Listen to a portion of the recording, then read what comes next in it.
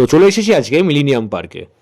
তো অনেকদিন পর আবার চলে আসলাম কলকাতায় ঘুরতে, এবং এবার ডেস্টিনেশন হচ্ছে মিলেনিয়াম পার্ক। আর এখানে একটি অদ্ভুত জিনিস আমি লক্ষ্য করলাম, এই পার্কটি হচ্ছে একদম রেল লাইনের পাশে, মানে এখান থেকে মানুষ যাচ্ছে ভেতরে, আর তার সামনেই কিন্তু এই পার্কটি। So let's start to visit this wonderful place with me. সামনে টিকিট কাউন্টার দেখে ভাবলাম টিকিট কাটতে হবে, কিন্তু না, মিলেনিয়াম পার্ক একদম ফ্রি। আসলে টিকিট কাউন্টারটি ছিল যারা জাহাজে করে আশপাশটা ঘুরে দেখবে তাদের জন্য।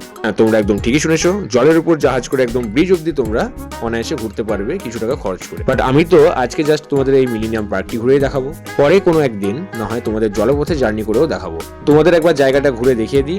দেখতে পাচ্ছ সামনে নদী, আর এখানে আশেপাশে মানুষ খুব সুন্দর টাইম স্পেন্ড করছে। খুবই সুন্দর মনোরম পরিবেশ, প্রকৃতির এই সৌন্দর্যতা সত্যি মনোমুগ্ধকর। আর পাশে করে রাখা হয়েছে সুন্দর একটি বসার জায়গা, যেখানে সিনিয়র সিটিজেনরা গল্প করতে পারবে। আর এই জায়গাটিতে সব রকম এজের মানুষ কিন্তু আসতে পারবে, কোনো রকম প্রবলেম নেই, সে ফ্রেন্ডস হোক বা ফ্যামিলি অর পার্টনার।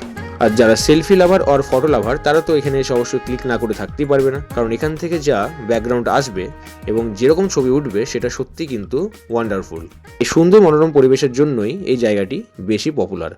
তোমাদের এবার ঘুরে দেখায় এই বাগানটি। দেখতে পাচ্ছ এখানে সুন্দরভাবে অনেক রকমের গাছ লাগানো রয়েছে এবং ঘিরে রাখা রয়েছে, যাতে করে এখানে কোনো রকম প্রপার্টি হার্ম না হয়। বাট সুন্দরও লাগছে দেখতে। তো ভেতরে কিন্তু যাওয়া যাবে না, অবশ্য বাগানে যাবার এখানে কোনো প্রয়োজন নেই। তোমরা চাইলে ডাইরেক্ট এসপ্ল্যানেড থেকে বাস ধরে এই পার্কের সামনে নামতে পারবে। ভাড়া নেবে 10 টাকা। আস্তে আস্তে সন্ধ্যা নামতে লাগলো, আর এখানকার পরিবেশ যেন আরো দারুণ হয়ে উঠতে লাগলো।